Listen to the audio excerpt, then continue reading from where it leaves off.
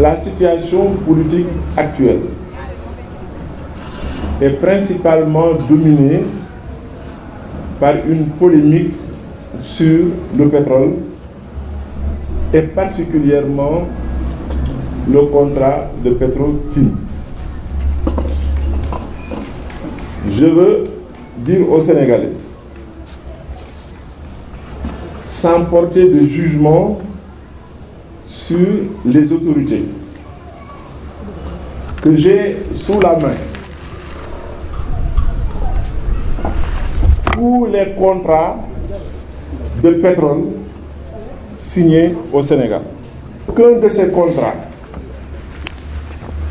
ne porte l'estampille secret ou confidentiel.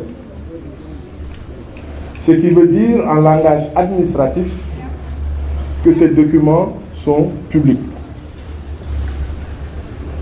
À la presse nationale et internationale, je dis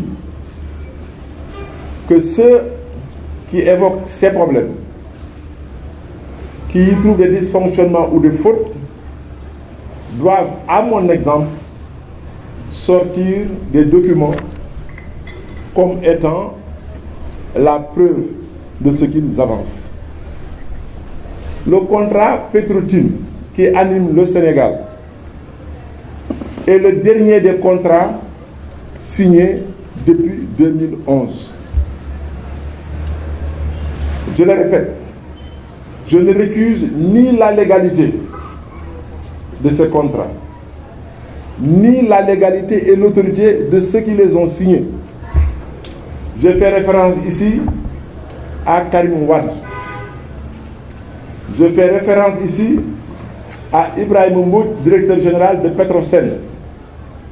Je fais référence au président Abdoulaye Wade qui a approuvé ces différents contrats.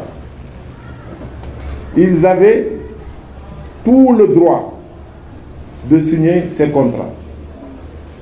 Je ne sais pas maintenant si vous de la presse vous avez ces contrats. C'est la première précision. La seconde précision qui explique la présence des dignitaires de Yen, du Dialao, de Diender, de Yoff, de Rufisque tient au fait que le contrat Petro-Tim signé par M. Karim Wade et Ibrahim Mbouch concerne le Kayar offshore profond. Le Kayar offshore profond touche la communauté Lébou. Le second contrat signé par les mêmes autorités concerne Rufisque offshore profond et Rufisque offshore profond concerne la collectivité Lébou. Donc, en ma qualité de grand solide de Dakar, je dois en parler pour prévenir le futur. Pourquoi? Je dis bien, et je m'adresse là aux juristes du Sénégal et d'ailleurs. Ces contrats ne relèvent pas de la seule connaissance et de l'autorité des experts en pétrole. Si contentieux il y a, ça relève la compétence des juristes. Le contrat Kayar offshore profond, signé par Karim Wade et qui nous intéresse, est là à votre disposition. Vous pouvez lire les signatures authentiques, les dates et tout. Pourquoi je parle de juristes? On évoque le contrat signé par le président Macky Sall en 2012. Mais le fait générateur, l'acte qui a amené la signature de ce contrat, c'est le contrat, l'acte qui a amené la signature de ce décret, c'est le contrat Kayar offshore profond, signé encore une fois par le ministre d'État Karim Wade, Ibrahim Mbouch et Petro-Tim. S'il n'y avait pas ce contrat dûment signé et approuvé par le président Wade, il n'y aurait pas de contrat signé par le président Macky Sall. J'ajoute qu'avant, jusqu'en 1998, dans le code pétrolier, la seule signature des ministres engageait l'État du Sénégal. Or, dans le cas précis de ce contrat, encore une fois, dans le cas précis de ce contrat, il est là, je vous le montre, il est là. Le contrat est là signé. Ce contrat, si le président Macky Sall voulait, par des entourloupettes, favoriser son jeune frère, il n'avait nullement besoin de signer un décret, et je m'explique.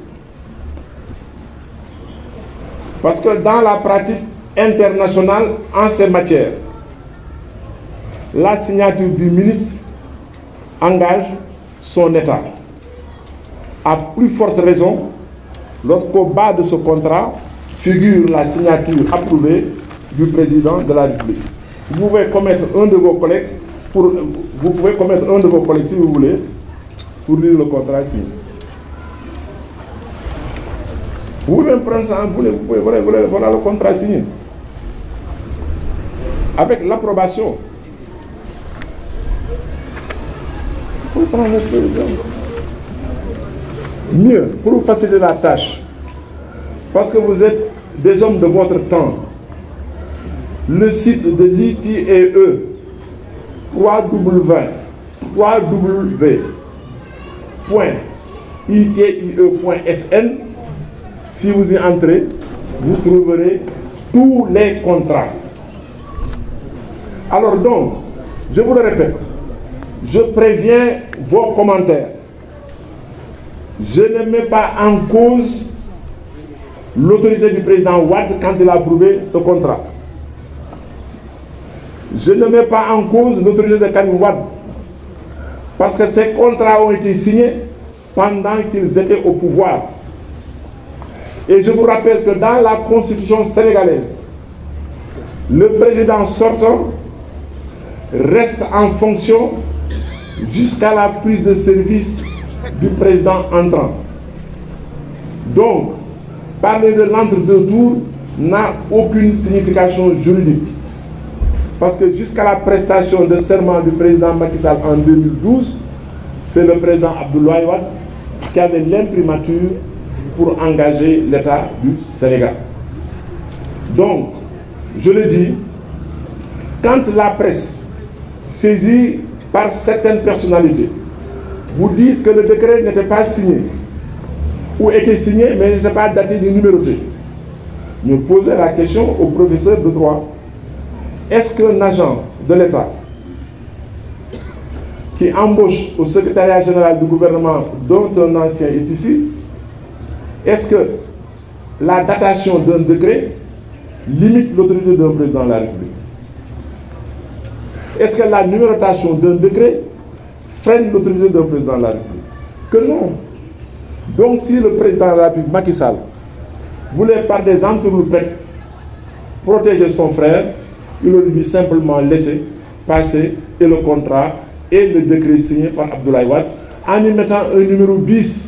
Et c'est de quoi je vous parle. Ce contrat peut bien avoir un numéro bis et ne pas donner la chronologie des actes réglementaires qui ont précédé, qui ont suivi. Donc, en nous fondant sur ces papiers-là, nous sommes à l'aise pour dire qu'aucun document juridique n'implique le président de la République dans ce qui est prétendu être des fraudes. Ces documents sont à votre portée. La deuxième chose, on a parlé de contenu local. La collectivité Lébou appelle l'attention du président de la République sur un aspect qui n'a pas été souligné dans le contenu local, qui devrait même changer d'intitulé. Parce que la notion de contenu local n'exprime pas ce qu'il y a dans le fond de la loi. Parce que le fond de la loi, c'est la défense des intérêts des sociétés sénégalaises, des personnalités sénégalaises, des industries, des entreprises et des prestataires de services sénégalais. Donc, cette loi devrait être appelée une loi pour la défense des intérêts des Sénégalais. Ce qui manque dans ce contenu local, c'est la garantie du foncier et de l'immobilier. Rufisque profond offshore et Kayar offshore profond, si nous ne corrigeons pas le contenu, la loi sur le contenu local, ces deux contrats mettent en danger les populations de ces zones.